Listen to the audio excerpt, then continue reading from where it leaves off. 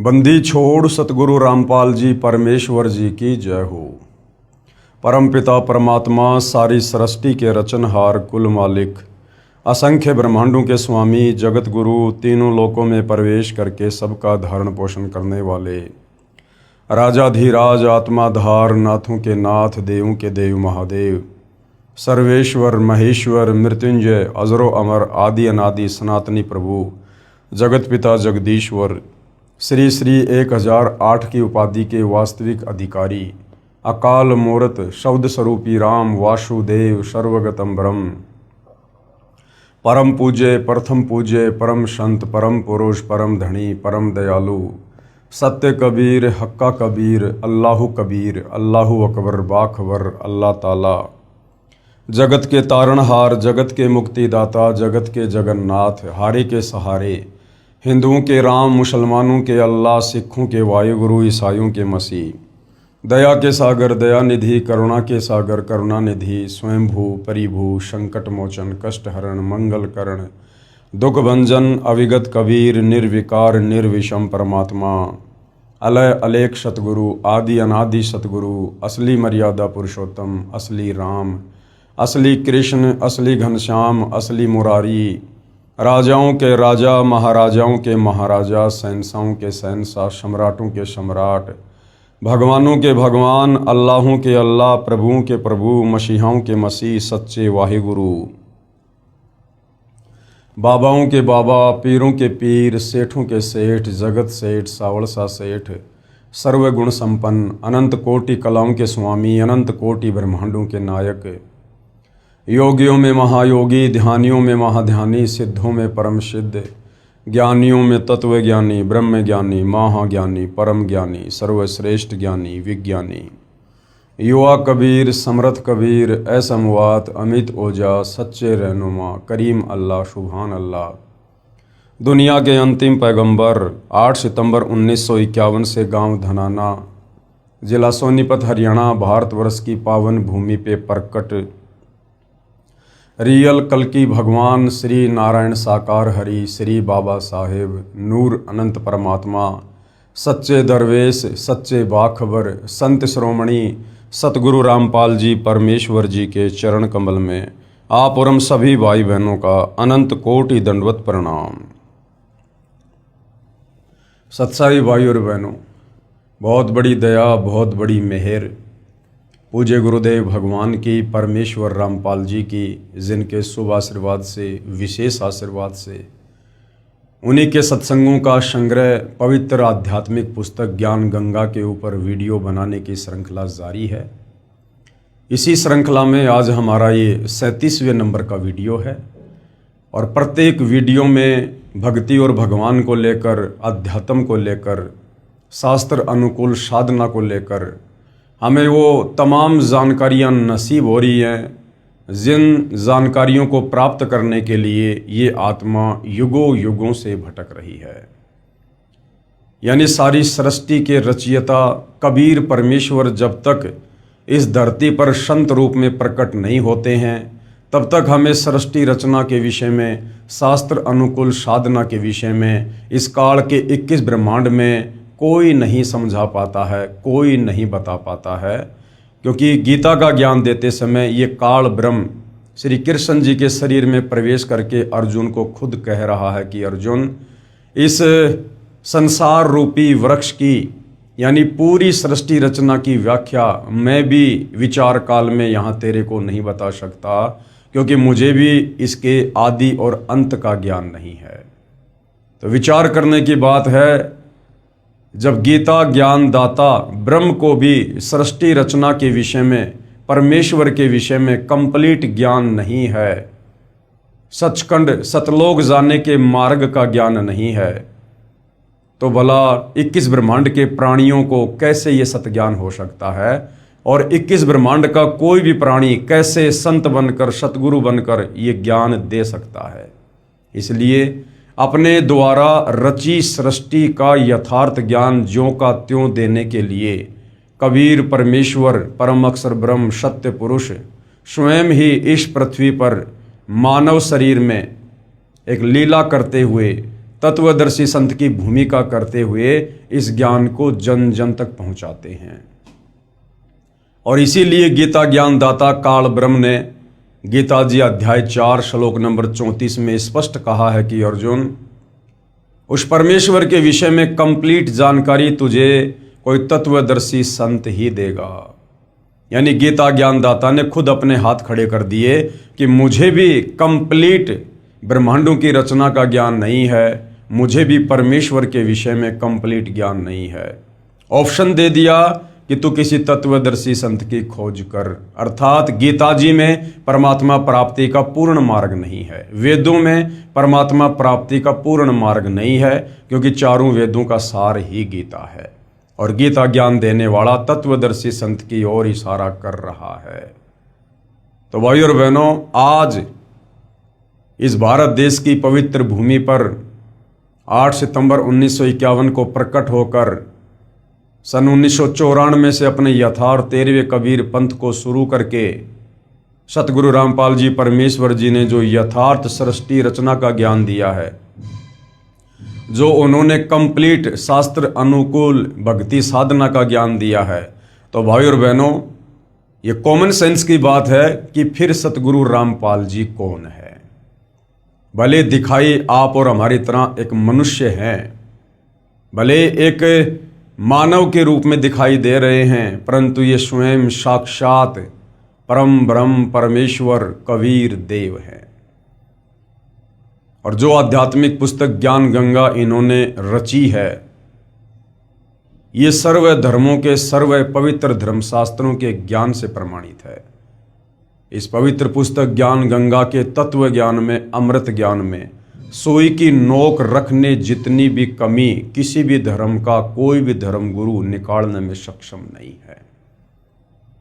यानी यदि हम अपनी आत्मा का कंप्लीट मोक्ष करवा सकते हैं, कंप्लीट मोक्ष का मतलब है सदा सदा के लिए काल के 21 ब्रह्मांडों से छुटकारा, जन्म और मरण से छुटकारा, लक 84 योनियों से छुटकारा, नरक से छुटकारा, तपस्या के कष्ट से छुटकारा। तो सिर्फ और सिर्फ सतगुरु रामपाल जी की शरण में आकर उनके द्वारा प्रदान की गई सतभक्ति को मर्यादा में रहकर करने से ही संभव है। तो भाइयों और बहनों, निसंदेह वर्तमान में परम पूज्य सतगुरु रामपाल जी नर रूप में साक्षात नारायण हैं और पहचान होगी उनके प्रवचन सुनने से, सत्संग सुनने से, उनके द्वारा लिखी गई पुस्तकों को पढ़ने से।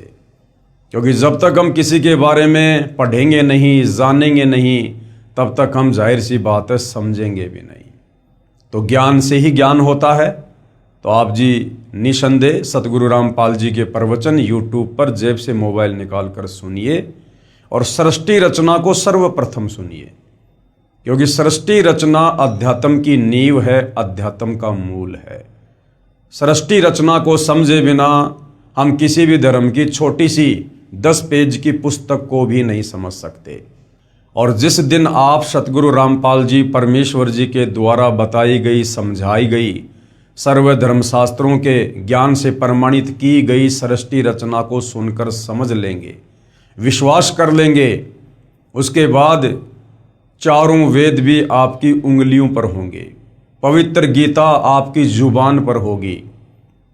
इस तत्व ज्ञान के अभाव में जो धर्मशास्त्र आज से पहले हमारे उन संस्कृत के तथाकथित विद्वान ब्राह्मणों के लिए, गुरुजनों के लिए, पंडितों के लिए पहाड़ के समान थे, आज वो चारों वेद, गीता, कुरान शरीफ, कुरान मजीद, तौरेत, जबूर, इंजिल, बाइबल, गुरु ग्रंथ साहिब, दुनिया की कोई भी धार्मिक पुस्तक हो, वो ये तत्व ज्ञान प्राप्त होने के बाद आपकी उंगलियों पर होगी और आपके लिए प्रथम कक्षा का कायदा हो जाएगा। क्योंकि तत्व ज्ञान अध्यात्म की जड़ है, ये मास्टर की है और मास्टर की से हम कोई भी ताला खोल सकते हैं।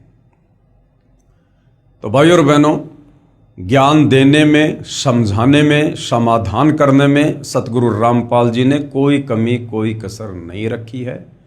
अब यदि कोई कमी रहेगी तो आप और हमारी नासमझी की रहेगी, हमारे कमजोर भक्ति संस्कारों की रहेगी, क्योंकि परमेश्वर को प्राप्त करना किसी आम प्राणी के बस की बात नहीं होती है।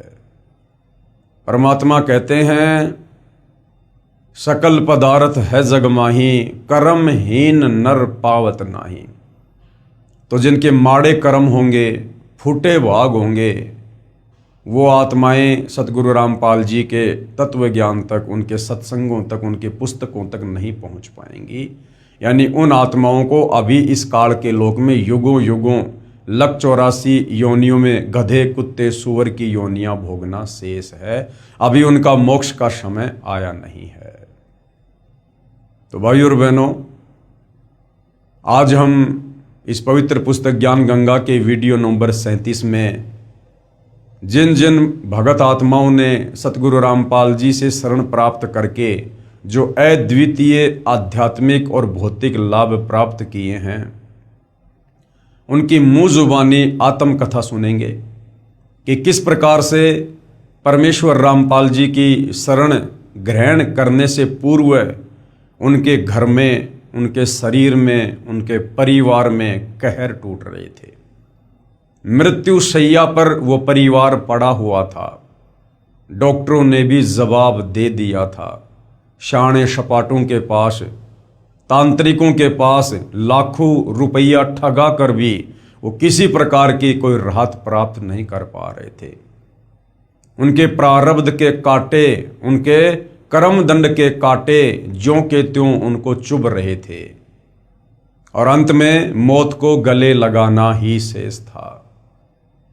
और जैसे ही उनको सतगुरु रामपाल जी के विषय में पता चला और उन्होंने जाकर उनके चरणों में माथा रगड़ा, उनकी शरण ग्रहण की और उनके द्वारा प्रदान की गई शास्त्र अनुकूल भक्ति शुरू की, उसी दिन से, उसी क्षण से उनके वो 3 ताप के कष्ट, वो प्रारब्ध के कांटे, पाप कर्मों के, वो निकलने शुरू हो गए।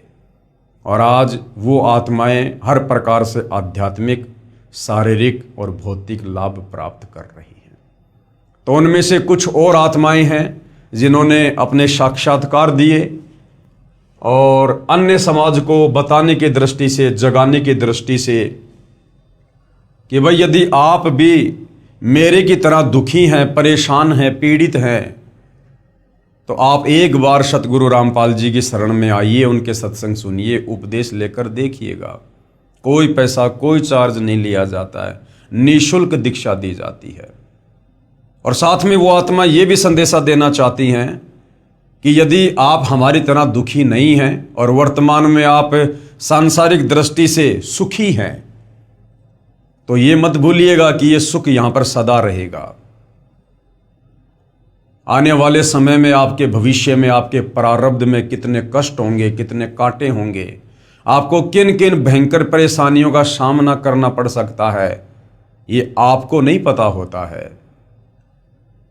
इसलिए समय रहते सतगुरु रामपाल जी के ज्ञान को सुनकर, तत्व ज्ञान से परिचित होकर आप तुरंत उनकी शरण को स्वीकार कीजिए, अन्यथा ये काल का लोक है। अभी आप काल के भयंकर षड्यंत्र से परिचित नहीं हैं। आदरणीय नानक जी कहते हैं कि ना जाने काल की कर डारे और किस विद डल जा पाशावे, और जिना दे सरते मौत खुड़क दी उनानो केड़ा हंसावे। तो एक क्षण में ना जाने यहां क्या से क्या हो जाए, और आने वाले समय में तो निश्चित ऐसा ही होगा, क्योंकि हम युग परिवर्तन की दहलीज पर खड़े हैं। 2028 युग परिवर्तन का निर्धारित समय है और युग परिवर्तन प्रकृति का अटल नियम है।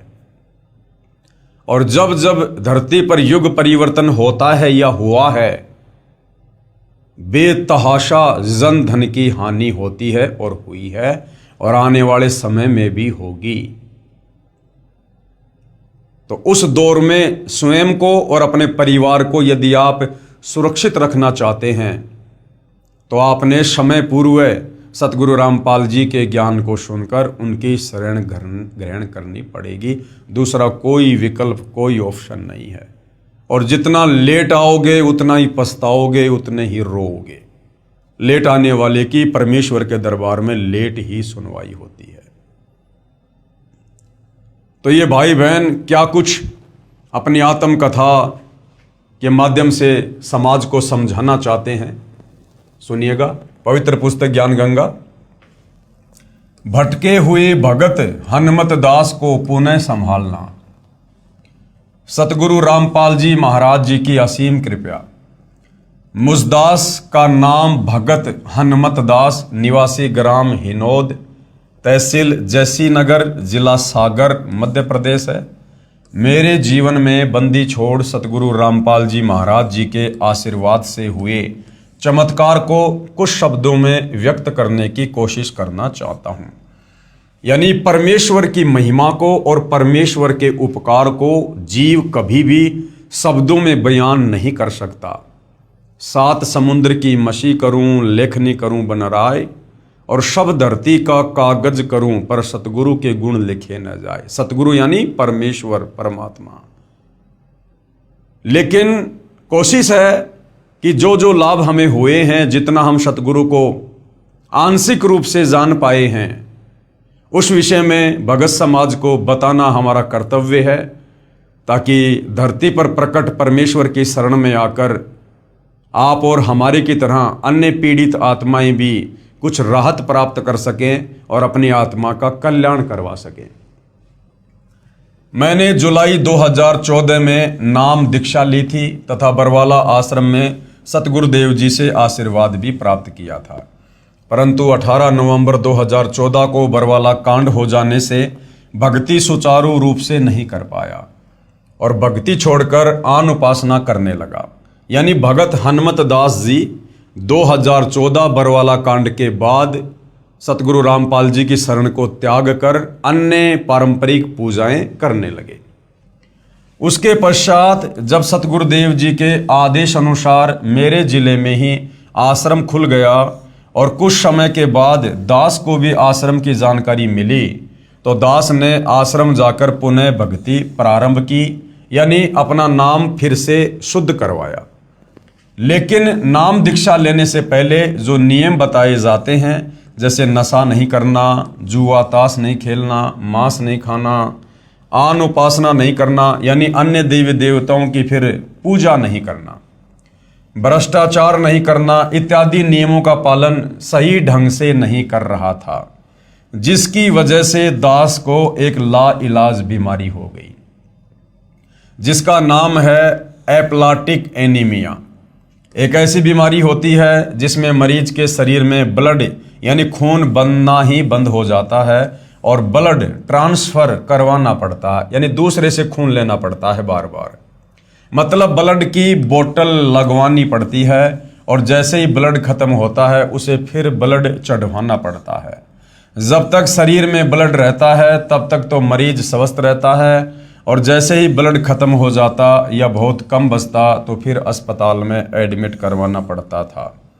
जिस प्रकार गाड़ी में पेट्रोल या डीजल है तो गाड़ी चलेगी, अगर ख़त्म होने वाला है या ख़त्म हो गया तो गाड़ी नहीं चलेगी। ऐसी हालत भगत हनुमत दास की उस समय हुई जब इन्होंने सतगुरु रामपाल जी को भक्ति को त्याग दिया और दोबारा इन्होंने उपदेश भी लिया, लेकिन ये अच्छे से मर्यादाओं का निर्वाह नहीं कर पाए, मर्यादाओं में रहकर भक्ति नहीं कर पाए।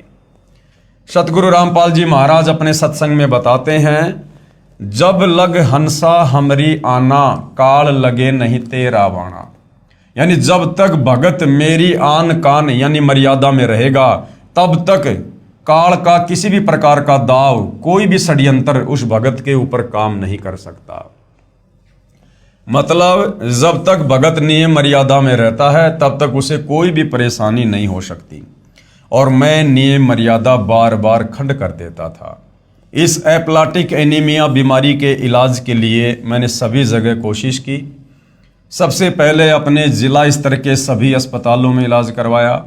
उसके बाद अप्रैल 2018 में नागपुर रेफर कर दिया गया। नागपुर CIHO अस्पताल में इलाज करवाया। इस अस्पताल में सभी प्रकार की जांच कराई और डॉक्टर अविनाश पोपली ने ब्लड कैंसर बोल दिया कि आपको ब्लड कैंसर है। जिसकी वजह से आपको खून का पानी बनने लगा है। उसके बाद हम लोग घर आ गए और 18 मई 2018 को फिर ब्लड कम हो जाने की वजह से नागपुर गए और इसी दिल बोन मेरो टेस्ट की रिपोर्ट आई, जिससे परमात्मा सतगुरु रामपाल जी महाराज की दया से ब्लड कैंसर नहीं आया। लेकिन डॉक्टर अविनाश पोपली की रिपोर्ट के आधार पर बता दिया कि आपको एप्लाटिक एनीमिया है, जिसकी वजह से आपको ब्लड बनना बंद हो गया है और इसका अस्थायी इलाज ब्लड चढ़वाना ही है। यानी जब तक ब्लड चढ़वाते रहोगे तब तक आप जीवित रहोगे और जब ब्लड चढ़वाना बंद कर दोगे तो फिर आप मर जाओगे। और स्थायी इलाज बोन मेरो ट्रांसप्लांट है, जिसके 80% चांस है कि ब्लड बनने लगे, नहीं तो जीवन भर ब्लड चढ़वाना पड़ेगा। और बोन मेरो ट्रांसप्लांट का खर्च भी बहुत ज़्यादा है, 19 लाख रुपए लगभग। फिर दास ने सतगुरु जी से अरदास लगाई फोन के माध्यम से और सतगुरु देव जी का आदेश आया, नाम शुद्धिकरण करवा लो और नियम मर्यादा अनुसार भक्ति करो, परमात्मा दया करेंगे। मालिक का आदेश आने के बाद धीरे धीरे करके दास को राहत मिलती गई।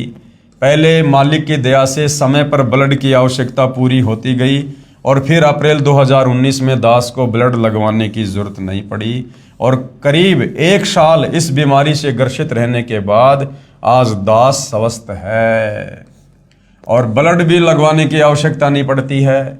इस बीमारी में दास का हीमोग्लोबिन 2 से 3 ग्राम बचता था और प्लेटलेट्स 2000 तक बचते थे। दास ने दिल्ली एम्स में भी इलाज करवाया, इंदौर में डॉक्टर AK त्रिवेदी के पास भी गया, जबलपुर, भोपाल, नागपुर और भी अनेक जगह दवाई करवाई, लेकिन कहीं से भी कोई आराम नहीं लगा। केवल परमात्मा सतगुरु रामपाल जी महाराज जी द्वारा बताई भक्ति से ही दास अब स्वस्थ है और बिना किसी दवाई के आज बिल्कुल स्वस्थ हूँ। बंदी छोड़ सतगुरु रामपाल जी भगवान की दया है। सतगुरु चरणों का तुच्छ दास, भगत हनुमत दास, गांव हिनौद, जिला सागर, तहसील जैसी नगर, मध्य प्रदेश। देखो भाइयों और बहनों, अभी तक हम परमेश्वर जी के गुणों से अपरिचित थे, अभी तक हम शास्त्र अनुकूल साधना से दूर बैठे थे।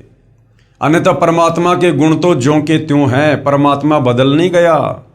आज भी धरती पर सतगुरु रामपाल जी के रूप में उनके नाम से वही परमात्मा है जो परमात्मा सतयुग में सत सुकृत ऋषि के नाम से आया था, त्रेता में मुनिंद्र ऋषि के नाम से आया था, जिन्होंने भगत प्रहलाद की खंबे से प्रकट होकर उसके पिता हिरण्यकश्यप से रक्षा की थी, जिन्होंने मीराबाई के जहर को अमृत में तब्दील कर दिया था, जिन्होंने भगत प्रहलाद को अग्नि से बचाया, महाभारत के युद्ध में टटेरी पक्षी के बच्चों को बचाया, ये वही परमात्मा है। परमात्मा में कोई परिवर्तन नहीं होता, उसके गुणों में कोई बदलाव नहीं होता। लेकिन आप और हम जीव आत्माएं देश काल और परिस्थिति के अनुसार परमेश्वर को भूलकर शास्त्र विरुद्ध साधना करने के चलते परमेश्वर से प्राप्त होने वाले लाभों से, उन्हें फायदों से दूर होते चले जाते हैं, जिस कारण से हम फिर भटकते रहते हैं और हर प्रकार की परेशानियों का सामना करते रहते हैं। तो परमेश्वर तो भाइयों और बहनों मुर्दे को जिंदा करता है, मुर्दे को जिंदा, बिना किसी ऑपरेशन, बिना किसी हॉस्पिटल, बिना किसी सर्जरी के, क्योंकि ये परमेश्वर के गुणों में लिखा हुआ है। गुरु कृपा की महिमा। आगे एक और आत्मा है जिन्होंने सतगुरु रामपाल जी से उपदेश प्राप्त करने के बाद जो शारीरिक या भौतिक लाभ प्राप्त किए, तो किस प्रकार से उन्होंने अपनी आत्मकथा में बताया। मैं त्रिलोक दास बैरागी, ग्राम डीमरखेड़ा, जिला कटनी, मध्य प्रदेश का निवासी हूँ। मैंने दिनांक 27/6/2010 को नामदान लिया था। जब मैंने नामदान लिया था तब मुझे मालूम नहीं था कि नामदान नहीं बल्कि अमृत ले रहा हूँ। मेरी बात आपको अतिशोक्ति लगेगी, लेकिन कसम मुझे गुरुदेव के चरणों की, इसमें मैंने जो भी अनुभव किए या जो भी प्रमाण मेरे सामने हुए, मैंने कल्पना भी नहीं की थी कि मेरे साथ ऐसा चमत्कार होगा। नामदान लेने से 6 महीने बाद मेरा पुत्र बीमार होता है, जिसका जन्म 5 पुत्रियों के बाद हुआ था। मैं अपने पुत्र का इलाज लगातार 1 महीने तक MBBS डॉक्टरों से करवाता रहा। मगर 1 महीने तक बालक ठीक नहीं हुआ। अचानक मेरे बालक ने एक दिन सुबह 9 बजे आंखें बंद कर ली, मतलब बेहोश हो गया। मैं उसे लेकर उमरिया पान भागा, वहाँ के सभी डॉक्टरों ने इलाज करने से मना कर दिया। मैं उसे लेकर सिहोरा गया, सभी जगह MBBS डॉक्टर हैं, मगर पुत्र की हालत देखकर सभी ने इलाज करने से मना कर दिया। मानो वो बताना चाहते थे कि तुम्हारे पुत्र की मृत्यु हो चुकी है। पुत्र की उम्र सिर्फ 1 वर्ष थी। हिम्मत बांधकर एक डॉक्टर ने कहा कि अगर उसे ऑक्सीजन मिल जाए तो शायद कुछ हो सकता है।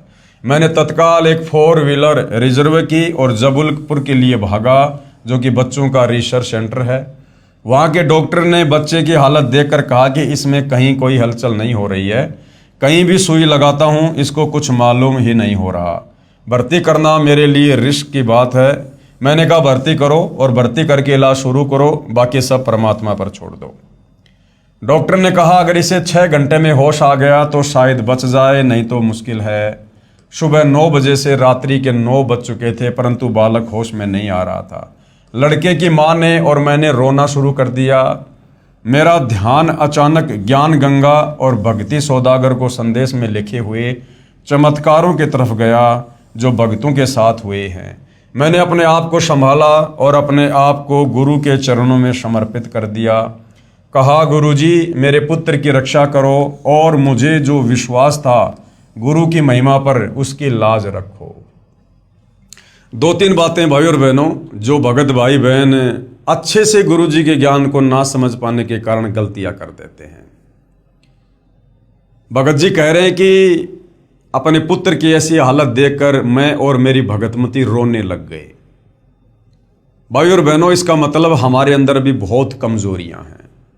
अभी हम विष्णु जी के सतोगुण के प्रभाव से बाहर नहीं हैं, दूर नहीं हैं।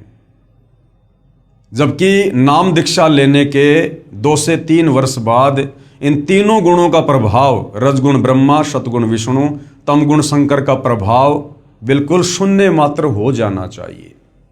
हमें ये ज्ञान हो जाना चाहिए कि हमारा यहाँ कोई बेटा बेटी, माता पिता, भाई बंधु, रिश्तेदार, पति पत्नी नहीं है।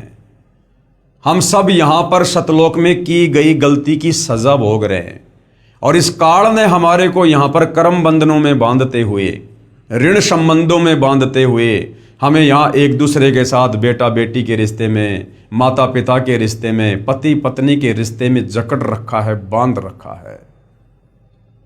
और सतगुरु हमें जो तत्व ज्ञान देते हैं वो इसीलिए देते हैं कि हम इन ऋण संबंधों से, इन कर्म बंधनों से कुछ ढीले हो जाएं, कुछ दूर हटना शुरू हो, कुछ राहत प्राप्त करें और अपना मूल जो मकसद है उसको समझें कि यहाँ मेरा कोई परिवार नहीं है, मेरा असली परिवार सतलोक में है। मेरे असली बेटा बेटी यदि कहीं हैं तो सतलोक में हैं। और यदि हम सतगुरु से उपदेश लेकर, दिन रात उनके प्रवचन सुनकर, और यदि यही इस काल की गंदी व्यवस्था में ही अगर इसी प्रकार से मरते रहे, घुटते रहे, मेरा मेरी, तेरा तेरी के चक्करों में बंधे रहे, जरा सी किसी को परेशानी आ गई आंखों से आंसू निकालते रहे, तो भाई और बहनों फिर हम किस दिन सतलोक जाने की तैयारी करेंगे? ऐसी स्थिति जिस दिन आप सतलोक जाने की तैयारी करोगे उससे 2 घंटे पहले ये काल आपके पोते के साथ, आपकी पोती के साथ या आपके बेटा बेटी के साथ में फिर से घटित कर देगा, फिर उनको बीमार कर देगा, कोई एक्सीडेंट हो जाएगा, फिर आपका ध्यान वहीं लग जाएगा, आप तो रोना धोना शुरू कर दोगे, उन्हीं के चक्कर में चिंतित हो जाओगे। और मालिक कहते हैं कि अंत समय में शरीर छोड़ते वक्त जहां आपकी आस्था होगी, जहां आपका ध्यान होगा, वहीं आपको पुनः जन्म लेना होगा। तो भगत जी जिस प्रकार की बातें अपने इंटरव्यू में कह रहे हैं, जो उनके साथ में घटित हुआ, ये भगत की अभी नादानी है, ज्ञान की कमी है। तो बाकी भाई बहन जो इंटरव्यू देख रहे हैं वो अपने आप को संभालने की स्थिति में धीरे धीरे आ जाएं। इन बच्चों को अपनी संपत्ति को संकल्प करके और गुरुदेव भगवान के चरणों में समर्पित कर दें कि परमात्मा ये तन मन धन सब आपका है, हम केवल आपके द्वारा दी गई इन वस्तुओं का भोग रहे हैं, ये हमारी नहीं है। हम तो यहाँ पर केवल कुछ समय के लिए इस शरीर में एक यात्री बनकर आए हैं भक्ति करने के लिए। जैसे व्यक्ति होटल में जाता है, कुछ पैसे जमा करवाता है, 2 या 4 दिन होटल में रुकता है, होटल की तमाम वस्तुओं को भोगता है, कूलर, पंखा, फ्रिज, बेड, लेकिन होटल छोड़ते समय उसकी आस्था ना तो उस होटल की किसी वस्तु में बनती है, वो चम्मच भी उठाकर नहीं ला सकता क्योंकि उसको पता है कि ये मेरी नहीं, ये मालिक की है। और ना होटल के वेटर, होटल के मालिक, होटल के स्टाफ में कोई रुचि बनती है। तो इसी प्रकार हमारा जो घर है वो एक होटल है, और जो भी सुविधा हमें प्राप्त हैं वो परमेश्वर के द्वारा दी गई हैं, और जो भी हमारे परिवार के सदस्य हैं वो होटल के स्टाफ मेंबर हैं। और जिस दिन ये जीव आत्मा शरीर छोड़कर जाएगी, यानी होटल छोड़कर जाएगी ये शरीर, उस दिन हमारी रुचि नहीं बननी चाहिए किसी भी वस्तु में। हमारा मूल मालिक, हमारा मूल घर सतलोक है। तो भाई और बहनों, यदि हम इस प्रकार की कमजोरियां भक्ति करते करते अगर इस प्रकार से दिखाते रहे तो अंत समय में हमारी बात बिगड़ सकती है, क्योंकि जब तक हम इस काल के लोक में रहेंगे, काल इस प्रकार के झटके मारता रहेगा, और सतगुरु भी इस प्रकार के झटकों से अपने भगत की परीक्षा लेता रहेगा। दूसरा, आगे फिर भगत जी ने कहा, मैंने अपने आप को संभाला और अपने आप को गुरु के चरणों में समर्पित कर दिया। यदि हम पहले से गुरु जी के चरणों में समर्पित होते, ज्ञान को आधार बनाकर भक्ति कर रहे होते, मर्यादा में होते, तो परमेश्वर उस परिवार पर जरा सी भी आपत्ति नहीं आने देते। इस भगत के बच्चे के साथ में इस प्रकार की घटना घटित नहीं हो सकती थी। अगर माता पिता अगर पूर्ण मर्यादा में है तो बच्चा यदि 3 साल से कम उम्र का है, और यदि माता या पिता ने नाम दीक्षा ले रखी है, और यदि पूर्ण मर्यादा में है, तो उनके बच्चों के ऊपर किसी प्रकार की कोई आपत्ति या परमात्मा नहीं आने देता। यह उनका वचन है। ऐसे बहुत सारे उदाहरण आपको संगत में देखने को मिलेंगे। तो भगत जी कहते हैं कि बाद में मैंने परमात्मा के चरणों में स्वयं को समर्पित किया और कहा, गुरुजी मेरे पुत्र की रक्षा करो, और मुझे जो विश्वास था गुरु की महिमा पर, उसकी लाज रखो। ये भी भगत की कमजोरी है। हमने कोई एग्रीमेंट नहीं कर रखा भगवान के साथ कि भगवान हमें सुख देगा, मेरे बेटे को ठीक रखेगा तो मैं भक्ति करूंगा। भक्ति स्वयं की आत्मा के कल्याण के लिए की जाती है, बेटा बेटी की अच्छी कामना के लिए नहीं की जाती है। बेटा बेटी के अपने संस्कार हैं, वो अलग आत्मा हैं। हम इस जन्म में भले ही माता पिता बेटा बेटी के संबंधों में हैं, क्या पता पिछले जन्म में वो बेटा बेटी आपके घोर शत्रु थे। गुरुदेव ने तो स्पष्ट कर रखा है कि हमारे घर में जो बेटा बेटी आते हैं वो कौन हैं, या तो पिछले जन्म में हम उनके दुश्मन थे, या वो हमारे दुश्मन थे जो इस जन्म में अपना लेन देन पूरा करने के लिए आए हैं। तो पिछले जन्मों में तो हम उनसे इतना द्वेष करते थे, इतनी दुश्मनी थी हमारी, एक दूसरे की शक्ल देखना भी हम पसंद नहीं करते थे, और इस जन्म में वो बेटा बेटी बन के आ गए, और काल ने विष्णु के शतोगुण से हमें आपस में बांध दिया मोह ममता में। अब हम उनके बिना रह नहीं सकते, जी नहीं सकते। तो तत्व ज्ञान देकर सतगुरु हमें यही तो षड्यंत्र समझाने आते हैं कि तुम ये गलती मत करो कि ये मेरा बेटा है, ये मेरी बेटी है। कब किसका जीवन शेष है, कब किसका जीवन अंत होगा, ये परमात्मा ने निर्धारित कर रखा है। और परमेश्वर की उस लेखनी में किसी भी प्रकार की हेराफेरी करना या उसमें कोई छेड़छाड़ करना, यह परमेश्वर के विधान के विपरीत है, भगत दोषी बनता है। हमने केवल उतना ही करना है जितना गुरुदेव ने हमें बता दिया। भाई ये मर्यादा है, ये भक्ति है, और आपने इस प्रकार से भक्ति मार्ग पर चलना है। बाकी काम उस परमेश्वर का है। फिर वो किसको बचाएगा, किसको मारेगा, अच्छा होगा या बुरा होगा। अगर हम मर्यादा में हैं, भक्ति कर रहे हैं, तो हमारी बुराई में भी हमारी अच्छाई है, भले वो 10 साल बाद हमें जाकर पता चले। तो यहां पर यह कहना कि गुरुजी आप मेरे विश्वास को बना के रखो, मैंने आपके ऊपर जो विश्वास किया उसकी लाज रखो, यह भी भगत की कमजोरी है। अंतर्यामी को बताने की जरूरत नहीं पड़ती है। हम रोज संध्या आरती में कहते हैं, अंतर्यामी एक तुम आत्म के आधार, जो तुम छोड़ो हाथ तो मुझे कौन उतार पार। तो गुरु तो अंतर्यामी है, और अंतर्यामी को इस प्रकार से चिल्ला चिल्ला के बोलना, ये भगत की कमजोरी है, अभी तत्व ज्ञानहीनता है। तो भाई और बहनों, जब तक हम इन मिट्टी के पुतलों को, अपने इन तथा कथित बेटा बेटियों को अपना बेटा बेटी समझना नहीं छोड़ेंगे, तब तक हम कभी भी परमेश्वर के सतलोक जानने योग्य नहीं बनेंगे। हमें इस तत्व ज्ञान से समझ में आ जाना चाहिए, मेरा कोई बेटा बेटी नहीं है। हम सब उस कबीर परमेश्वर सतगुरु रामपाल जी के बेटा बेटी हैं, और जो चिंता उस परमेश्वर को अपनी आत्मा की हो सकती है, आप और हम शरीर वालों को कभी नहीं हो सकती। अगर हो भी रही है तो हम कर क्या सकते हैं? कुछ नहीं कर सकते। परमेश्वर तो सतलोक में बैठकर भी हमें बचा लेगा। हम घर से 10 कदम दूर बाहर बच्चे का एक्सीडेंट हो जाए, माता पिता नहीं बचा सकते। तो हम भी परमेश्वर के चरणों में समर्पित रहें और अपने बच्चों को भी परमात्मा के चरणों में लगा दें, और फिर मर्यादा में रहकर भक्ति करें। उसके बाद जो भी अच्छा बुरा लाभ हानि होगी वो हमारे भले में होगी। फिर हमने किसी प्रकार की कोई भी शंका या कोई भी विशेष ऐसी डिमांड या प्रार्थना सतगुरुदेव भगवान से नहीं करनी है, सिवाय भक्ति और मर्यादा के। तो ये भी हम भाई बहनों ने थोड़ा सा ध्यान रखना है। मैंने अपने आप को संभाला और अपने आप को गुरु के चरणों में समर्पित कर दिया। कहा, गुरु जी मेरे पुत्र की रक्षा करो, और मुझे जो विश्वास था गुरु की महिमा पर, उसकी लाज रखो। लगभग 12 बजे जब डॉक्टर राउंड पर आया तो कहता है कि बच्चे की हालत में क्या सुधार है। मैंने कहा, जैसा सुबह था वैसा अभी भी है। डॉक्टर ने इंजेक्शन मंगाया और बालक की जांघ पर लगाया। इंजेक्शन लगते ही बालक रोने लगा, जैसे वो खुद इंजेक्शन गुरु जी ने लगाया हो। पूरे हाल में खुशी की लहर दौड़ गई। डॉक्टर ने मेरे सिर पर हाथ रखकर कहा, अब तुम्हारा बालक होश में आ गया है। ऐसे मर्ज वाले बालक बहुत कम होश में आते हैं। विचारणीय बात यह है कि इंजेक्शन का असर तो 10 या 20 मिनट के बाद होता है। लड़का इंजेक्शन की सुई के दर्द से ही रो उठा। इससे स्पष्ट है कि यह सर्व कमाल परमेश्वर कबीर जी का है। कौन परमेश्वर कबीर? सतगुरु रामपाल जी। हालांकि जो भगत हैं वो परमेश्वर कबीर मान रहे हैं एक दाढ़ी मूंछ वाली कबीर जी की समझे जाने वाली फोटो को।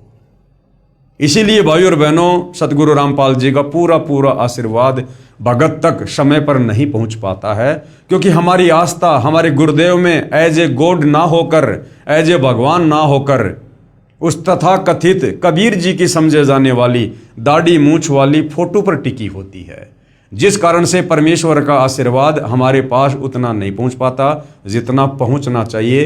वरना सतगुरु रामपाल जी तो सेकंड के 100वें हिस्से में अपने भगत की मदद के लिए पहुंच जाते हैं। सतगुरु शरण में आने से आई टले बला, जय भाग्य में मृत्यु हो कांटे में टल जा। जबकि इनके बेटे की तो मृत्यु हो चुकी थी, इनके बेटे की सजा कांटे में कहां टली? नहीं, इनके बच्चे की तो मृत्यु हो चुकी थी। परमेश्वर की वाणी कह रही है, सतगुरु शरण में आने से आई टले बला, यानी जो समस्या आनी है वो भाग जाएगी। लेकिन इनके तो बच्चे की मृत्यु हो चुकी थी। ये तो सतगुरु रामपाल जी ने इस भगत परिवार को भक्ति पर लगाए रखने के लिए अपनी तरफ से उस बच्चे के, उस आत्मा के शरीर में सांस डाली है। अन्यथा इन भगत की मर्यादाओं से वो बच्चा जीवित नहीं हुआ। इस भगत परिवार की भक्ति से बच्चा जीवित नहीं हुआ। क्योंकि अगर इस भगत परिवार में भक्ति होती तो परमात्मा ऐसी नौबत आने ही नहीं देता। मृत्यु नहीं हो सकती थी, और छोटी मोटी कोई बीमारी हो जाती बच्चे को, लेकिन मृत्यु नहीं हो सकती है। गुरुजी कहते हैं कि कशक के साथ मंत्र जाप करने से जो चमत्कार हुआ, मैं दंग रह गया। मैं हॉस्पिटल में गुरुजी के चरणों की वंदना की और धन्यवाद देते हुए रो पड़ा। डॉक्टर ने कहा कि इसे लगातार 8 दिन के इलाज की आवश्यकता है। 24 घंटे का 5,000 लग रहा था। मैंने डॉक्टर से कहा मुझे सुबह छुट्टी चाहिए। डॉक्टर ने कहा इसे अगर आप घर ले गए तो ये बालक मर सकता है, क्योंकि अभी होश में आया है। मैंने कहा जो होगा देखा जाएगा, अब मुझे छुट्टी चाहिए। आज बालक को 6 माह से ऊपर हो गए, उसे बुखार भी नहीं आ रहा है। ऐसी महिमा देखकर मैं धन्य हो गया। डॉक्टर ने कहा कि भैया 8 दिन रखना पड़ेगा, रोजाना के 5,000 लगेंगे। बोला नहीं नहीं, अभी और इसी समय छुट्टी दे दो, मैं तो घर ले जाऊंगा। भगत कह रहा कि मुझे मेरे गुरु पर विश्वास। अगर ये विश्वास उस मरे हुए बच्चे को डॉक्टर के पास ना ले जाकर अगर घर के दरबार में रख देते और मालिक से अरदास करते, तो परमात्मा तो वही है। आपने अगर इतना विश्वास अब किया, अगर पहले इतना विश्वास करके अपने गुरु पर मर्यादा में रहकर भक्ति कर रहे होते तो ये आपत्ति ही नहीं आती। मेरी साइकिल लेने की हिम्मत नहीं होती थी, क्योंकि मेरी पारिवारिक स्थिति ठीक नहीं थी। अचानक स्टेट बैंक के मैनेजर ने कहा कि आप बैंक से लोन लेना पसंद करेंगे। मैंने कहा अगर मिल जाए तो इससे बढ़ के क्या, मेरी पारिवारिक स्थिति सुधर जाएगी। बैंक मैनेजर ने मुझे 1.5 लाख रुपए का लोन दे दिया। साइकिल ना खरीद पाने वाला आदमी अचानक 55,000 रुपए की हीरो होंडा गाड़ी ले आया। आज मैं शान से गाड़ी में घूमता हूँ। भक्तों ने इस प्रकार के शब्दों का प्रयोग नहीं करना चाहिए कि मैं शान से गाड़ी पर घूमता हूँ। काहे की शान है यहाँ पर? कल को गाड़ी एक्सीडेंट हो जाए, मर जाए आदमी बैठा बैठा, काहे की शान? वो मिट्टी से निकला लोहा उसकी बना दी मोटरसाइकिल, उस पर बैठकर काहे की शान है? इस प्रकार के शब्द भगत के अंदर मान बढ़ाई पैदा करते हैं। तो कभी भी भक्तों ने इस प्रकार के शब्दों का प्रयोग नहीं करना चाहिए कि आज मैं गाड़ी में बैठकर बड़ी शान से घूमता हूँ। इस काल के लोक में ये शान 2 मिनट में निकल जाती है, 2 मिनट में। कब क्या आपत्ति आ जाए, किस समय आ जाए, कोई भरोसा नहीं है। शासकीय स्कूल में चपरासी के पद पर कार्यरत था। नौकरी करते हुए मुझे 16 वर्ष गुजर चुके थे, लेकिन मेरी पारिवारिक स्थिति ठीक नहीं हुई। जबलपुर संभाग से प्रमोशन हुए और मेरा सिंगल प्रमोशन हुआ। मैं चपरासी से बाबू हो गया। जमाने को कुर्सी रखने वाला आदमी खुद साहब बनकर कुर्सी पर बैठ गया। ये भी भगत की गलती है कि मैं साहब बन गया। अरे साहब तो एक ही है, सतगुरु रामपाल जी। परमात्मा के अलावा किसी भगत ने यदि स्वयं को साहब कह दिया, जैसे ये भाई साहब कह रहे हैं कि मैं साहब बनकर कुर्सी पर बैठ गया, ये साहब शब्द ये काल के जाल में ले जाने वाला है। साहब तो एक ही है, परमात्मा सतगुरु रामपाल जी। जमाने को कुर्सी रखने वाला आदमी खुद साहब बनकर कुर्सी पर बैठ गया। मेरा वेतन इतना हो गया जितना मैंने सोचा नहीं था। मेरा छोटा भाई बीएड का आसरा छोड़कर मायूस हो गया था। एक दिन अचानक उसके पास काउंसलिंग लेटर आया। उसे विश्वास ही नहीं हुआ, क्योंकि उसे 29 अंक मिले हुए थे और बीएड करने के लिए 33 अंक से ऊपर चाहिए, लेकिन इस बार 28 अंक वालों को ले लिया गया, जिस कारण से 29 अंक होने की वजह से उसे मौका मिल गया और आज वो बीएड कर रहा है। ये 4 चमत्कार ऐसे हुए जिनके बारे में मैंने कभी सोचा नहीं था, मगर रामायण में लिखी मुझे वो बात याद आ गई कि माता पिता गुरु की वाणी, बिना विचार करो शुभ जानी। ये सभी चमत्कार 1 वर्ष के भीतर हुए हैं। प्रमाण के लिए भारत हॉस्पिटल सेंटर के सभी डॉक्यूमेंट्स, गाड़ी के सभी कागजात, प्रमोशन का आदेश, बीएड का काउंसलिंग लेटर। अरे भैया, इनसे कुछ नहीं होना जाना। सबसे बड़ा चमत्कार उस दिन समझना जिस दिन इस काल के लोग से अपना टंटा समाप्त हो जाए, जन्म मरण के रोग से मुक्त हो जाएं। जिस दिन गुरुजी विमान में बैठाकर सतलोक छोड़ दें, उस दिन को सबसे बड़ा चमत्कारिक दिन बोलना। ये बाकी तो छोटे मोटे सुख हैं झूठे काल के, कुछ लेना देना नहीं है। और यहाँ जो एक बात भगत जी ने कही है भाई और बहनों, देखो ये भगत के अपने विचार हैं। किसी भगत के विचारों को सुनकर उनके ऊपर आंख बंद करके चलना, ये गुरु मर्यादाओं के खिलाफ है। भगत कह रहा है कि मुझे रामायण की चौपाई याद आ गई कि माता पिता और गुरु की वाणी, बिना विचार करो शुभ जानी। यानी माँ बाप और गुरु जी की वाणी पर, उनकी बातों पर बिना सोच विचार किए अमल करना चाहिए, बिल्कुल नहीं। गुरु की वाणी पर भी गुरु ने कहा है कि बुद्धि विवेक लगाना चाहिए। जैसे गुरु जी ने बताया कि एक संत ने एक समय अपने भक्तों को पहले तो ज्ञान दिया कि गुरु जी की आज्ञा की अवहेलना नहीं करनी चाहिए, घोर नरक में जाता है। तुरंत बाद गुरु जी ने कहा कि अपने पैर का जूता निकालो, मेरे सर में मारो। ये गुरु जी की वाणी थी, गुरु जी का आदेश था। तो क्या इस रामायण की चौपाई के अनुसार बिना सोचे समझे गुरु की उस वाणी का पालन करना चाहिए? अपने गुरु के सिर में जूते मारने चाहिए? नहीं। विशेष परिस्थिति में गुरु जी की वाणियां जो गुरु जी के ही ज्ञान के विपरीत हों, उनके ऊपर भगत ने विवेक लगाना चाहिए कि ये तेरी परीक्षा है। हाँ, बाकी जैसे गुरु ने भक्ति आदेश दे दिया, मर्यादा बता दी, उन बातों पर हमने आंख बंद करके ब्लाइंड फेथ करना है। और दूसरा, माता पिता। माता पिता कौन होते हैं भाई? वो भी आप और हमारे जैसे 2 कोटि के जीव हैं। और जीव तो कभी भी गलती कर सकता है। जीव की बुद्धि वो थोड़ी है जो परमेश्वर हमें जो समाधान देगा। तो माँ बाप की प्रत्येक बात पर आंख बंद करके विश्वास नहीं करना चाहिए। माता पिता की बातों पर सामाजिक दृष्टिकोण को देखते हुए हमने उसके बाद ही विचार करना चाहिए कि ये मेरे हित में है या नहीं है, माता पिता की बात मेरे भले में है या नहीं है। माता पिता अगर काल प्रेरित हैं और काल तुम्हें माता पिता के माध्यम से अपने षड्यंत्र में फांसना चाहता है, तुम कैसे भगत होने के बावजूद माता पिता की प्रत्येक बात को आंख बंद करके तुम वो कर लोगे? नहीं कर सकते। इस सतभक्ति मार्ग में नहीं कर सकते। सतगुरु रामपाल जी के भगत होकर नहीं कर सकते। माता पिता की या किसी भी की उन्हीं बातों पर हम विश्वास करेंगे जो बातें हमारे गुरुदेव के सत्संगों के अनुसार होंगी। और गुरु की बातें यदि गुरु जी के सत्संगों के अकॉर्डिंग हैं तो आंख बंद करके विश्वास करेंगे। और अगर गुरु की बातें, गुरु की वाणी, गुरु जी के सत्संगों के विरुद्ध है हमारी परीक्षा के लिए, तो फिर हमने बुद्धि विवेक का इस्तेमाल करना चाहिए। तो बहुत सारी बातें हैं भाई और बहनों, हमने निष्कर्ष निकालते हुए आगे बढ़ना चाहिए। ये सभी चमत्कार नामदान लेने के 6 माह बाद मुझे हुए, लेकिन सिर्फ नामदान लेने से फायदा नहीं होता, बल्कि गुरु के बताए मार्ग पर चलना पड़ता है। हरि रूठे गुरु ठोर है, हरि रूठे गुरु ठोर है। ये वाणी कुछ सही नहीं लिखी इन लोगों ने। ये वाणी लिखने में थोड़ी सी त्रुटि हो गई है ज्ञान गंगा पुस्तक में, लेखक के द्वारा, भगत के द्वारा। इसमें जो मेन वाणी है वो ये है कि हरि रूठे ठोर है और गुरु रूठे नहीं ठोर। यानी अगर भगवान रूठ जाए किसी बात पर तो कोई बड़ी बात नहीं है, हम गुरु जी की शरण में चले जाएंगे। और यदि गुरु जी रूठ गए भगत की किसी बात को लेकर, फिर वो हरि यानी भगवान भी कोई मदद नहीं कर सकता। गुरुदेव जी के चरणों में शिष्य के अनुभव सादर समर्पित हैं। भगत त्रिलोकदास बैरागी, साहा ग्रेड 3, साहा उच्च माध्यमिक विद्यालय मुरवारी, तहसील डीमरखेड़ा, जिला कटनी, मध्य प्रदेश। आगे भाई और बहनों एक और भगत है जिन्होंने अपनी आत्मकथा इस पवित्र पुस्तक ज्ञान गंगा में लिखवाई है।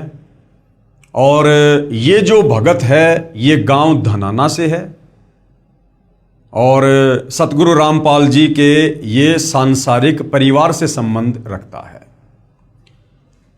और सतगुरु रामपाल जी से उपदेश लेने के बाद इस भगत परिवार के घर में क्या घटना घटी, इसके बच्चे को किस प्रकार से 11,000 वोल्टेज के तार ने पकड़ लिया, यानी बिजली का करंट लगा, और किस प्रकार से सतगुरु रामपाल जी ने, जो स्वयं परमेश्वर हैं, परमात्मा हैं, उस भगत आत्मा की रक्षा की। 11,000 वोल्टेज के तार से छुड़वाना। मैं भगत सुरेश दास, पुत्र श्री चांदराम, निवासी गांव धनाना, जिला सोनीपत, जो कि फिलहाल शास्त्री नगर रोहतक हरियाणा का निवासी हूं। सतगुरु जी से नाम उपदेश लेने से पहले मेरे घर की आर्थिक स्थिति बहुत कमजोर थी। परिवार का कोई भी ऐसा सदस्य नहीं था जो कि कभी बीमार ना रहता हो। मेरी पत्नी को भूत प्रेत बहुत ही ज़्यादा परेशान करते थे। इतना कष्ट रहने के बावजूद हम देवी देवताओं की बहुत पूजा करते थे तथा मेरी हनुमान जी में बहुत ज़्यादा आस्था थी। लेकिन घर में संकट पर संकट आते जा रहे थे, किसी भी काम में बरकत नहीं हो रही थी। पूर्ण परमात्मा सतगुरु रामपाल जी महाराज जी मेरे परिवार के होने के कारण हम उनको पूर्ण परमात्मा नहीं मान पाए। ये सतगुरु रामपाल जी के सांसारिक दृष्टि से चाचा जी का लड़का है सुरेश दास। तो कह रहा कि भगवान हमारे घर में आए हुए पूर्ण परमात्मा, लेकिन हम उनको पहचान नहीं पाए, जिसका खामियाजा हमें कई वर्षों तक झेलना पड़ा। तभी क्या हुआ, तभी गांव सिंहपुरा निवासी भगत विकास ने मुझे बताया कि आपके घर में कौन आए हुए हैं? पूर्ण परमात्मा जगत गुरु रामपाल जी महाराज आए हुए हैं, और आप कहाँ सोए पड़े हो? तो मैंने कहा कि काल ने हमें कष्ट ही इतना दे रखा है कि हमें वहाँ के बारे में जानने का टाइम ही नहीं मिला। सारा समय डॉक्टरों के चक्कर काटने में चला जाता है। सकल पदार्थ है जग माही, भाग बिना नर पावत नाही। दुनिया हजारों सैकड़ों किलोमीटरों से चलकर आकर सतगुरु रामपाल जी से आध्यात्मिक और भौतिक लाभ प्राप्त कर रही है। और सतगुरु रामपाल जी के सांसारिक दृष्टि से जो परिवार वाले हैं, रिश्तेदार हैं, वो उनको ना पहचान पाने के चलते डॉक्टरों के चक्कर काट रहे हैं। वो कहते हैं ना कि घर का जोगी जोगना, बाहर का जोगी सिद्ध। और हरियाणा में कहावत है कि दीपक तले हमेशा अंधेरा रहता है। तो वो कहानी भगत सुरेश दास जी के साथ घटित हो रही थी। ऊपर से आर्थिक तंगी भी बहुत रहती है। उस भगत ने मुझे काफ़ी समझाया। पूर्ण परमात्मा की ऐसी दया हुई कि मैं सतगुरु रामपाल जी महाराज से नाम उपदेश लेने के लिए अक्टूबर 2010 में सतलोक आश्रम बरवाड़ा में पहुंचा। नाम उपदेश लेने के बाद सतगुरु जी ने अपना दया का पिटारा खोल दिया और मुझे वो सुख अनुभव होने लगे जिनका वर्णन इस जुबान से कर पाना बहुत मुश्किल है। मेरी पत्नी को भूत प्रेत सता रहे थे, सतगुरुदेव जी की दया से अब वह पूर्ण रूप से ठीक है। 7 सितंबर 2011 को मेरा लड़का मोहित 12 साल, जो कि मेरे कहने पर मिस्त्री को बुलाने के लिए गया था, मेरा लड़का मिस्त्री के मकान की छत पर चढ़ गया तथा छज्जे पर चला गया। छज्जे के साथ ऊपर 11,000 वोल्टेज के बिजली के तार थे। लड़के तथा तारों के बीच में केवल 1 फीट की दूरी थी। जब वह उनके नजदीक गया तो तारों ने लड़के को खींच लिया और लड़के के सिर पर तार चिपक गया। 11,000 वोल्टेज की बिजली अगर किसी को पकड़ ले भाई और बहनों, बचना बिल्कुल नामुमकिन। तथा 1 इंच गहरा घुस गया। तार लड़के की खोपड़ी में 1 इंच गहरा घुस गया। वह मुंह जल गया और बिजली सारे शरीर में प्रवेश करके पैर के अंगूठे की हड्डी को तोड़कर निकलने लगी। उसी समय सतगुरु रामपाल जी महाराज आकाश मार्ग से आए तथा मेरे लड़के को बहुत ही चमकदार तेजोमय शरीर सहित दिखाई दिए, जैसे हजारों ट्यूबों का प्रकाश हो रहा हो। उन्होंने लड़के का हाथ पकड़कर बिजली से छुड़ाकर छज्जे पर लिटा दिया। फिर लड़के की सतगुरु जी से बहुत बातें हुई तथा जब सतगुरु जी जाने लगे तो लड़के ने पूछा कि गुरु जी कहाँ जा रहे हो? तो गुरु जी ने कहा कि बेटा मैं तेरे साथ हूं, तू घबरा मत। अब बहुत सारे तत्व ज्ञानहीन भाई बहनों को जो भक्ति और भगवान की परिभाषा से अपरिचित हैं, केवल शास्त्र विरुद्ध साधना करने के चलते जिन्हें भगवान से कोई लाभ हुआ नहीं और अंत में उन्होंने निष्कर्ष निकाल लिया कि कोई चमत्कार नहीं हो सकता, कोई भगवान नहीं है, तो उन लोगों के लिए ये सत्य कथा झूठी हो सकती है। परंतु भाइयों और बहनों, परमेश्वर जो कर सकता है वो जीव की कल्पना से बाहर होता है। सतगुरु जो चावे सो कर ही भरम पड़ो मत कोई, सेव धड़ पर शीश चढ़ाया पछ करी रसोई। बहुत सारे उदाहरण हैं यदि हम विचार करें। हम हनुमान जी के बारे में सुनते हैं कि जब हनुमान जी छोटे से थे, बालक थे, घुटनों के बल चलते थे, तो उन्होंने सूरज को, ये सूरज जो पृथ्वी से कई गुना बड़ा है, आग का गोला, उन्होंने सूरज को कोई फल जानकर, खाने की वस्तु जानकर और अपने मुंह में ले लिया। अब जब ये दुनिया इस बात पर यकीन कर सकती है तो ये चमत्कार तो उस चमत्कार के आगे बहुत छोटा है। फिर इस पर विश्वास क्यों नहीं होता भाई? इसलिए नहीं होता कि हमारी बुद्धि इन तत्व ज्ञानहीन धर्म गुरुओं ने संकीर्ण कर दी है। संकीर्ण, इन्होंने भगवान को निराकार साबित कर रखा है अपनी अज्ञानता के चलते। और इन धर्म गुरुओं की भक्ति करते करते किसी को कोई लाभ होता नहीं। उनका बेटा भी मर रहा है, बेटी भी मर रही है, घर में एक्सीडेंट भी हो रहा है, लेकिन दूसरा कोई ऑप्शन है नहीं, इसलिए उन्हीं की भक्ति करते रहते हैं, मरते और सड़ते रहते हैं। और जब इस प्रकार के चमत्कार उस आत्मा के साथ होते हैं, उस आत्मा के परिवार के साथ होते हैं जो पूर्ण ब्रह्म परमेश्वर सतगुरु रामपाल जी के साथ कनेक्टेड है, तो फिर उन नादान धर्म गुरुओं की संगत को विश्वास नहीं होता कि भक्ति तो हम भी कर रहे हैं, हमारे गुरु जी तो संत रामपाल जी से भी बहुत बड़े दिखाई देते हैं, हमारे गुरु जी के भक्तों की संख्या भी सतगुरु रामपाल जी के भक्तों की संख्या से कई गुना बड़ी है, और हमारे गुरु जी तो वास्तव में साधु हैं, भगवा वस्त्र, गेरवे लाल वस्त्र पहन रखे हैं, रुद्राक्ष की माला है, बड़ी बड़ी चोटी है, जटा है। सतगुरु रामपाल जी तो सिंपल तरीके से रहते हैं। तो वो सोचते हैं कि ऐसा नहीं हो सकता। भाइयों और बहनों, जो हम सोच नहीं सकते परमात्मा वही करता है। जहां इंसान की बुद्धि काम करना बंद कर देती है, वहां से परमात्मा का कार्य शुरू होता है।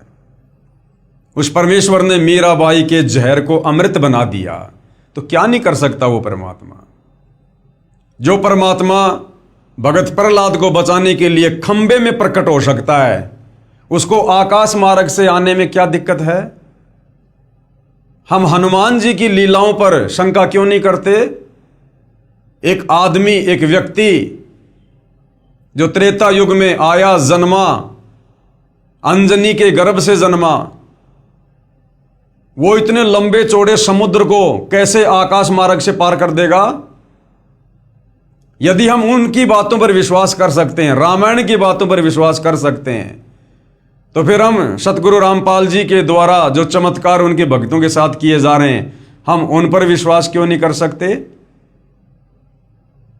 क्योंकि अभी हम सतगुरु रामपाल जी की शरण से दूर हैं, और ये मन उन बातों की तरफ इंसान को ज्यादा लेकर जाता है जिनकी कथा सुनने से, जिनकी महिमा करने से हमें कोई लाभ ना हो। दुनिया रामायण का पाठ करती है, हनुमान श्री राम की कथा सुनती है, लाभ 0% है, क्योंकि वो कथाएं हमें लाभ नहीं दे सकती। वो भगवान समर्थ नहीं है। उनके जीवन काल में जो चमत्कार हम मानते हैं कि उन्होंने किए, वो चमत्कार उन्होंने नहीं किए। वो चमत्कार भी पूर्ण ब्रह्म परमेश्वर कबीर देव, जो वर्तमान में सतगुरु रामपाल जी के नाम से धरती पर प्रकट हैं, इन्होंने किए, और महिमा हो गई उनकी, नाम हो गया उनका। हनुमान जी इतने समर्थ नहीं थे कि वो छलांग लगाकर और श्रीलंका चले जाएं। ये चमत्कार भी कबीर परमेश्वर जी के आशीर्वाद से, उनकी शक्ति से हुआ। हनुमान जी इतने सामर्थ्यवान नहीं थे कि वो द्रोणागिरी पहाड़ को, जो कई कई किलोमीटर में था, अरबों खरबों टन वजन था, उसको उठाकर लंका ले जाएंगे आकाश मार्ग से। नहीं, जब आप शास्त्र अनुकूल साधना करने लगेंगे, सतगुरु रामपाल जी के द्वारा बताई गई सत्यनारायण कथा को सुनेंगे, 5वें वेद सूक्ष्म वेद की वाणियों को सुनेंगे, समझेंगे, तब आपको पता चलेगा वो पहाड़ उठाने वाला कार्य भी हनुमान ने नहीं, बल्कि हनुमान जी के रूप में कबीर परमेश्वर सतगुरु रामपाल जी ने किया। अब ये आपको विश्वास होना मुश्किल है कि ये तो पागल आदमी है। बाबा रामपाल जी तो अभी 1951 में धरती पे आए हैं। ये तो गांव धनाना के हैं। कहाँ त्रेता युग, लाखों साल पहले, क्या डींग मार रहे हैं। तो भाई और बहनों, ये बातें आपको उस समय तक डींग लगेंगी जब तक आप सतगुरु रामपाल जी के सत्संग सुनना शुरू नहीं करेंगे। अन्यथा ये सत्यनारायण कथा है, अमर कथा है, और ये कोई बड़ी बात नहीं है। ये 11,000 वोल्टेज के तार से आकाश मार्ग से आकर सतगुरु रामपाल जी के द्वारा अपने भगत को बचाना, ये तो कुछ भी नहीं है उनके लिए। ऊंट के मुंह में जीरे के बराबर भी नहीं है, कुछ नहीं है। वो परमेश्वर तो एक क्षण में, एक सेकंड में शतलोक से चलकर और पूरी पृथ्वी को परमेश्वर अपने आधे बाल के ऊपर धारण कर सकता है। एक सेकंड में परमात्मा पूरी सृष्टि को नष्ट कर सकता है, क्षण भर में, और उसी क्षण परमेश्वर सबको पुनर्जीवित कर दे यथावत स्थिति में, जो जहां जैसी स्थिति में था, जहां काम कर रहा था, और लोगों को पता भी ना चले। और ऐसा परमेश्वर ने कई बार किया है, कई बार। हम कथाओं में पढ़ते हैं, गुरुदेव ने बताया, एक भगत था, वो 7 कोस ऊंचे पहाड़ पर रहा करता था, साधना करता था। एक दिन तबीयत खराब हो गई और नीचे तालाब था, वहां तक चल के वो मुंह धोने आता था। उस दिन नहीं आ पाया, तबीयत ज़्यादा खराब थी, और सोचा भगवान आज मैं मेरा नित्य नियम कैसे करूँगा। दुखी हुआ। परमेश्वर ने पूरी पृथ्वी पर इतनी भयंकर बारिश की, पूरी पृथ्वी डूब गई। 7 कोस ऊंचे पहाड़ पर पानी चढ़ा।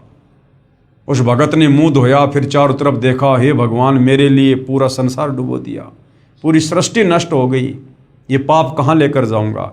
रो रो कर भगवान से प्रार्थना की। उसी समय परमात्मा ने क्षण भर में सृष्टि एज इट इज ऐसे कैसे कर दी।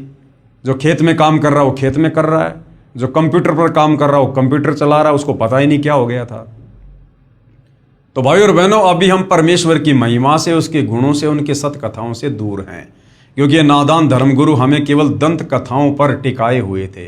और हमने उन दंत कथाओं को सत्य कथा मानकर जीवन में धारण किया हुआ था, जिसे ना तो कोई लाभ हो पा रहा था, ना हमारे विचारों में कोई बदलाव आ पा रहा था।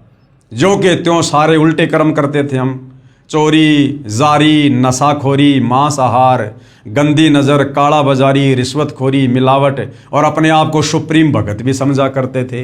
लगा के लंबा सा टीका, सुबह बजा के घंटा मंदिर में अपने काम पे जाते थे, वहाँ दुनिया के चालान रिश्वत ले लेके काटा करते थे और अपने आप को भगत भी कहा करते थे। तो भाई और बहनों, वास्तव में भगत क्या है, भक्ति क्या है, ये तो अब सतगुरु रामपाल जी की शरण में आने के बाद पता चलता है। तो ये कोई बड़ी बात नहीं है। ऐसे ऐसे चमत्कार तो सतगुरु रामपाल जी ने अपनी संगत में हजारों के साथ कर रखे हैं, हजारों के साथ। उस समय मेरे लड़के मोहित की माता जी भी वहीं पर थी। उसने ये दृश्य अपनी आंखों से देखा तथा वह बहुत घबरा गई, क्योंकि लड़के के शरीर से बिजली की लपटें निकल रही थी।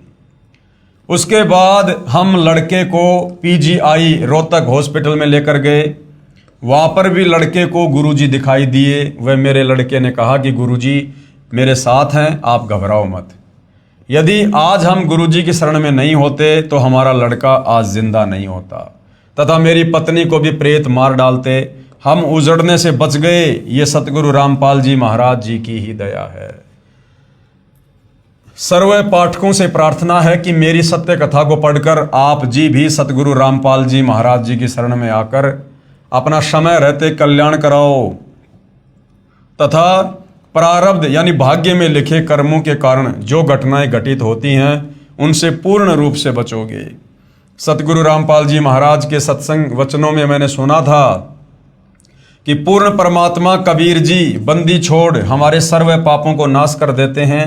ऐसा ही प्रमाण ऋग्वेद मंडल 10 सूक्त 161 मंत्र 2 में तथा मंडल 9 सूक्त 80 मंत्र 2 में भी लिखा है कि यदि किसी रोगी की प्राण शक्ति क्षीण हो चुकी है तथा उसकी आयु भी शेष ना रही हो तो उसके प्राणों की रक्षा करूं तथा उसे 100 वर्ष आयु प्रदान करूं।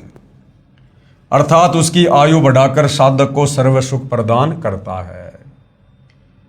अब भाई और बहनों, दास ने 2-3 बार इसी पुस्तक में इसी बात को ये कहते हुए कि वे परमात्मा अपने भगत की आयु बढ़ा देता है, 100 वर्ष की उम्र प्रदान करता है, तो दास ने जो है ऋग्वेद की जगह यजुर्वेद बोल दिया। गलती से दास ने ऋग्वेद की जगह पहले कुछ एक वीडियो में इसी ज्ञान गंगा पुस्तक पर जो वीडियो बन रहे हैं उसमें ऋग्वेद की जगह दास ने यजुर्वेद बोल दिया था। तो उसके लिए दास आप भाई बहनों से माफी चाहता है। आप जी उसमें सुधार जो है वो कर लेना। सज्जनों, सतगुरु रामपाल जी महाराज ने अपने अमृत वचनों में ये भी बताया है कि प्रत्येक प्राणी अपने किए कर्मों के अनुसार ही सुख व दुख प्राप्त करता है। दुख तो पाप कर्मों का फल है तथा सुख पुण्य कर्मों का फल है। अभी तक सर्व संत आचार्य गुरु यही कहते रहे कि जो प्रारब्ध यानी जो भाग्य कर्म का भोग है वह तो प्राणी को भोग कर ही समाप्त करना पड़ता है। हे सभ्य पाठकों, सतगुरु रामपाल जी महाराज कहते हैं कि पाप कर्म से दुख होता है। यदि पाप कर्मों का नाश हो जाए तो दुख का स्वतः अंत हो जाता है। यदि भक्ति करते करते भी पाप कर्म का फल यानी दुख भोगना ही पड़े तो भक्ति की फिर क्या आवश्यकता है? फिर तो भक्ति की आवश्यकता ही समाप्त हो जाती है। 7 सितंबर 2011 को हमारे प्रारब्ध कर्म के पाप के कारण मेरे पुत्र मोहित की मृत्यु होनी थी। हमारे सतगुरु रामपाल जी महाराज जी की कृपा से परम पूज्य कबीर परमेश्वर जी ने, नहीं सुरेश जी याद करो, आपको गांव सिंहपुरा के भगत विकास ने क्या बताया था कि आपके घर में खुद पूर्ण परमात्मा आए हुए हैं। और आप यह कह रहे हो कि हमारे सतगुरु रामपाल जी ने कबीर परमात्मा के दया से, तो आप तो भाई अपने गुरुदेव को परमात्मा से अन्य दर्शा रहे हो। ऐसा नहीं है। गुरु और गोविंद दो नहीं भाई, जब तक दो समझोगे दो जग में जाई। तो सतगुरु रामपाल जी स्वयं कबीर परमात्मा जी हैं, जिन्होंने हमारे पाप कर्म का नाश कर दिया तथा मेरे बच्चे की जीवन रक्षा करके आयु बढ़ा दी। यदि 7 सितंबर 2011 को प्रारब्ध कर्म के फलस्वरूप मेरा बेटा मर जाता तो हम सभी परिवार के सदस्य भक्ति त्याग देते तथा नास्तिक हो जाते, क्योंकि हमें उस समय परमात्मा का पूर्ण ज्ञान नहीं था। अब भगवान पर अत्यधिक विश्वास हो गया है। ये भी विश्वास हो गया है कि परम पूज्य कबीर जी ही परमेश्वर हैं, सतगुरु रामपाल जी ही परमेश्वर हैं और उन्हीं का नाम कबीर है। ये पाप नाशक तथा सर्व सुखदायक व पूर्ण मोक्षदायक हैं तथा सतगुरु रामपाल जी महाराज उन्हीं के भेजे हुए उनके अवतार हैं। नहीं, ये भी अभी आधी अधूरी सोच है। भगत कह रहे हैं कि अब मुझे पूरा ज्ञान हो गया, वरना उस समय मुझे ज्ञान नहीं था, मैं भक्ति छोड़ देता। अब मुझे ज्ञान हो गया, विश्वास हो गया। अब यदि ज्ञान हो गया तो आप सतगुरु रामपाल जी को और कबीर जी को अलग अलग क्यों समझ रहे हैं? तथा सतगुरु रामपाल जी महाराज उन्हीं के भेजे उनके अवतार हैं। नहीं, सतगुरु रामपाल जी स्वयं अपने अवतार हैं। ये स्वयं धरती पर अवतरित होते हैं। ये किसी कबीर के अवतार नहीं हैं, क्योंकि कबीर कभी किसी अवतार को सतलोक से धरती पर नहीं भेजता है। कबीर समर्थ है, वो स्वयं ही अवतार धारण करके पृथ्वी पर मनुष्य रूप में तत्वदर्शी संत की लीला करता है। अतः आप जी से पुनः प्रार्थना है कि अविलंब सतलोक आश्रम बरवाला में पहुंचें तथा उपदेश लेकर कल्याण कराएं। आप जी से प्रार्थना करने का मेरा उद्देश्य यह है कि मेरे जैसे दुखिया बहुत हैं, मेरी उपरोक्त आत्मकथा को पढ़कर विचार करके वे भी मेरे की तरह संकटों का निवारण करा सकेंगे तथा सुखी हो सकेंगे। ये संसार समझदा नाही, कहंदा शाम दोपहरे नू, गरीब दास ये वक्त जात है, फिर रोगे इस पैरे नू। प्रार्थी हैं भगत सुरेश दास पुत्र श्री चांदराम, शास्त्री नगर, हिसार बाईपास, रोहतक। ये इनके मोबाइल नंबर हैं। अगर किसी को किसी प्रकार की कोई शंका है तो इनसे संपर्क किया जा सकता है। सत कबीर साहिब जी की दया, बंदी छोड़ सतगुरु रामपाल जी महाराज जी की जय। यजुर्वेद अध्याय 8 मंत्र 13 में प्रमाण है कि पूर्ण परमात्मा पापी से भी पापी व्यक्तियों के भी संपूर्ण पापों का नाश करके भयंकर रोगों से भी मुक्त कर देते हैं, जिसका मैं जीता जागता उदाहरण हूं। अब भाई और बहनों, ये जो आत्मकथा है, ये एक भगत हैं श्री केशवदास मैनाली। इनकी आत्मकथा को क्या कुछ इन्होंने लिखा है, क्या कुछ भगत समाज को बताया है, क्या कुछ कष्ट और परेशानियां इस परिवार के ऊपर थी, इस भगत के ऊपर थी, और किस प्रकार सतगुरु रामपाल जी की शरण में आने के बाद ये इन तमाम प्रकार के कष्टों से मुक्त हुए। फिर उन्होंने अपनी आत्मकथा इस पवित्र पुस्तक ज्ञान गंगा में लिखवाई। इस पर भाई और बहनों हम नेक्स्ट वीडियो में जिक्र करेंगे। और आप जो भाई बहन इस पवित्र पुस्तक ज्ञान गंगा के ऊपर बन रहे वीडियो देख रहे हैं और अभी तक आप सतगुरु रामपाल जी की शरण में नहीं हैं, तो आप जी से प्रार्थना करेंगे कि आप जी अति शीघ्र सतगुरु रामपाल जी के ज्ञान को समझकर अपनी आत्मा के कल्याणार्थ हेतु उनसे उपदेश प्राप्त करें। उपदेश प्राप्त करने के लिए वर्तमान में आप जी सतलोक आश्रम धनाना जा सकते हैं, जहाँ पर सतगुरु रामपाल जी स्वयं विराजमान हैं। मैं मई 2026 की बात कर रहा हूँ। आगे वे कहाँ विराजमान होंगे इसके विषय में अभी कुछ नहीं कह सकता। संपर्क कैसे करें उसके लिए आप जी गूगल पर सतलोक आश्रम धनाना के मोबाइल नंबर सर्च कर सकते हैं। साथ में वेबसाइट है www.jagatgururampalji.org। आप इस वेबसाइट पर जाकर भी जहाँ जहाँ नामदान की जो प्रक्रिया है जारी है, कहाँ से आप नाम दीक्षा प्राप्त कर सकते हैं, आप संपर्क करके जानकारी ले सकते हैं। तो भाई और बहनों, अविलंब सतगुरु रामपाल जी के चरणों में आइए, अपने आप को समर्पित कीजिए और जैसा पूज्य गुरुदेव भगवान हमें भक्ति के लिए निर्देशित करें वैसी आप जी भक्ति कीजिए, क्योंकि आने वाला समय 2028 युग परिवर्तन का निर्धारित समय है। जितना लेट आओगे उतना ज़्यादा पछताओगे। ये समय सदा ऐसा नहीं रहेगा जैसा वर्तमान में आप जी समझ रहे होंगे। तो भाई और बहनों, आज के इस एपिसोड में केवल इतना ही। कल फिर परमेश्वर की सेवा में हाजिर होंगे। तब तक गुरुदेव भगवान हम सबको आज्ञा दें, आशीर्वाद दें, सद्बुद्धि दें, हमारा मार्गदर्शन करें। बंदी छोड़ सतगुरु रामपाल जी परमेश्वर जी की जय हो।